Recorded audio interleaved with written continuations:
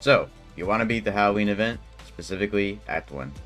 Well, I got you covered. First off, head the inventory, and the towers you will need to do this are Pyromancer. You will need Warden. I hate this equipping system, by the way.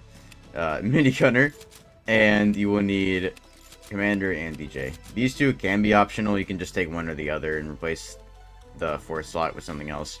But me personally, I recommend bringing both of them just in case your teammates lack one of these, because both of these are pretty important for the second phase. So essentially, to explain, there's two phases in this event. You probably already know, but like the first phase is waves 1 through 9, and the second phase is waves 10 through 16. So these two are for section 1.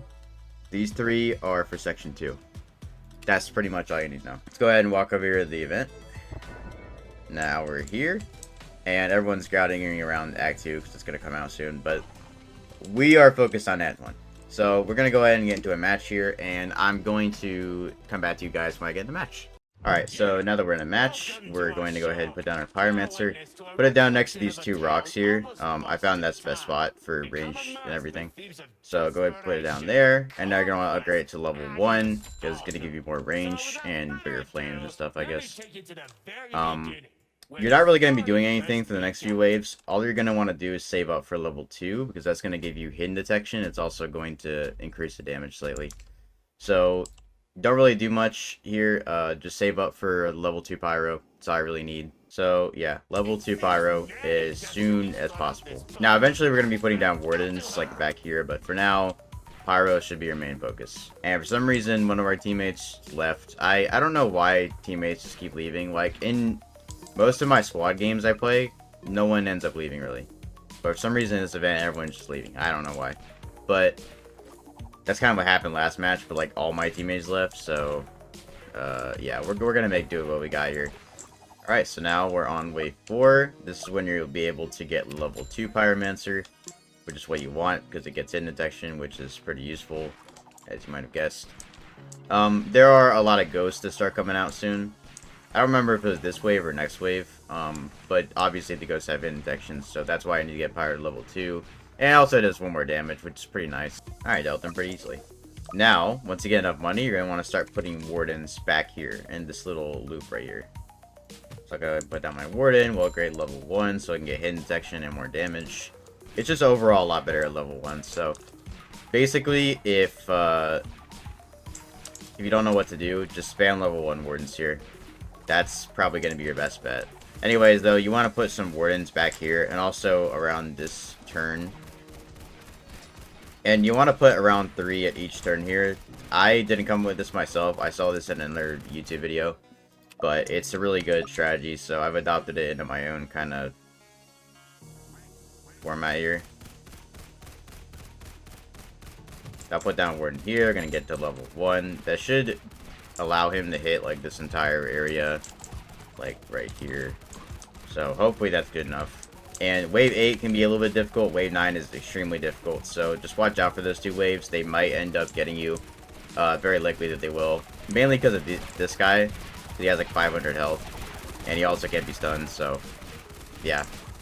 And then you got like a rush to scarecrows and just everything basically. So yeah, wave 8 and wave 9 can be quite intense, but don't worry, if you put your wardens back here, you should be fine. Yeah, we're dealing with these ghosts pretty easily. Now, the Swamper is going to be a bit of an issue, but again, if you put your wardens here like I've mentioned, or like I've showed you, then you should be fine. Yep, easy. So I'm going to put your last warden right about here. But yeah, wave 9 is very difficult. There's 4 of these Swamper guys that come out. And there's a bunch of ghosts and scarecrows and everything, really. I'm going to add an extra warden here, just in case it's not solid enough. Because we are short, like, 1 player, which probably is going to affect how much damage we can do. Yeah, I'm going to put some extra warden, just in case not enough, which I don't think that defense would have been. So, good thing I put down the extra wardens. But if it was only, like, 2 other people, if you were playing with 2 other people, then you probably wouldn't have to put down these extra wardens. But because I'm playing with only 1 other guy, yeah, probably need to put down his other wardens, you know. And there we go. First part completed. Now, going into phase 2 here, first of all, the map's going to change. And your towers will also be sold. So just keep that in mind. You're going to get refunded the cash you can see here. But as soon as wave 10 starts, you're going to want to put down a minigunner. Preferably like right here. I think that's the best spot. But you can mess around with the spots and everything. So I'm gonna put him like right here. I'm gonna give him level 2, and then I'm gonna put down another minigunner.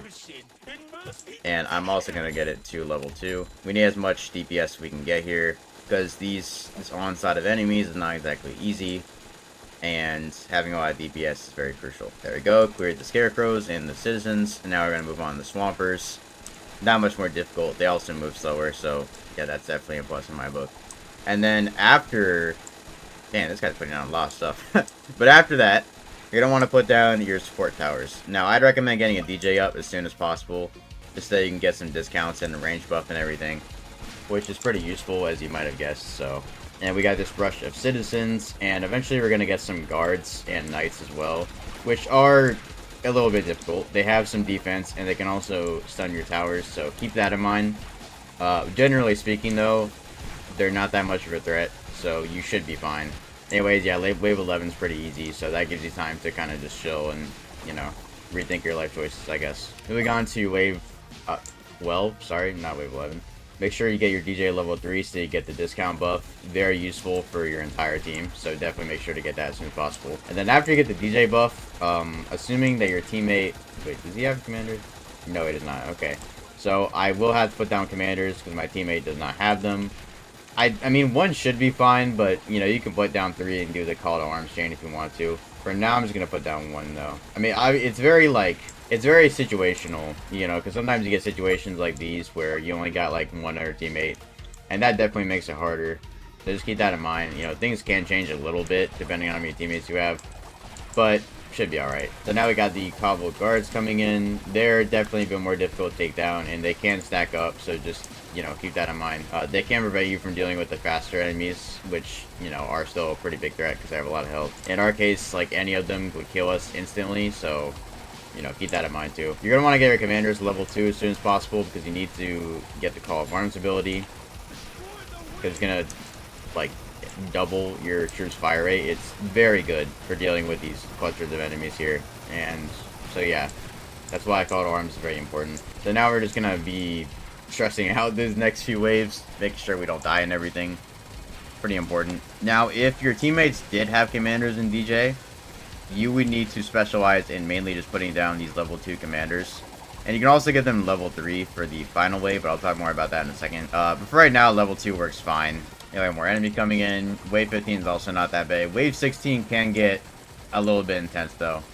So just make sure you're preparing for Wave 16, because it's, you know, it can be a lot. But, I mean, just to clarify, though, Wave 16 isn't, like, that bad. It's just that, you know, there's a boss on Wave 16, so...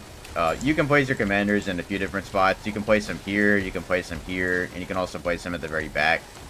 I don't think it really matters. I mean, as long as you're getting the most range out of it, it should be fine.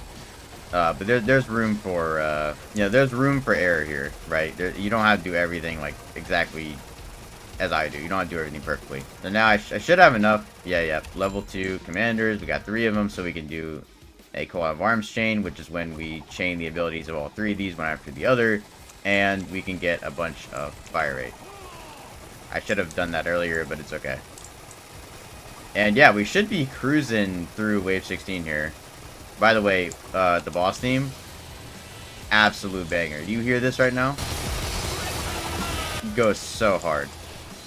Yeah, anyways, here he is, the Executioner. He's not that bad. He has pumpkin on his head. That's funny.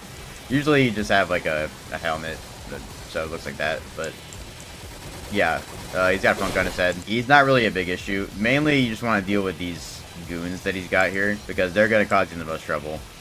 And once you deal with all these goons, all your troops are going to be focused on him. And the only thing that he does that's annoying is that he stuns like a lot. Like, he can stun a lot of your troops at once, so do keep that in mind. If someone has medic, you know, definitely would be useful for this boss. But you're probably better off bringing something other than medic, just because you need as much damage as possible. So I'm going to put down another minigunner just so I can get more damage here. More damage is always great. And yeah, he's probably going to go down. Not incredibly easily, but, you know, he's... Okay, well, he just killed a bunch. Yeah, and if your commanders get done, just spam your ability keybind, and you should be fine. He's gonna stun a lot, just, you know, just keep that in mind. And, yeah, it should be going down any second now, so not too difficult. There he goes. Okay. And, yeah, we killed him. So that's pretty much how you easily beat this event.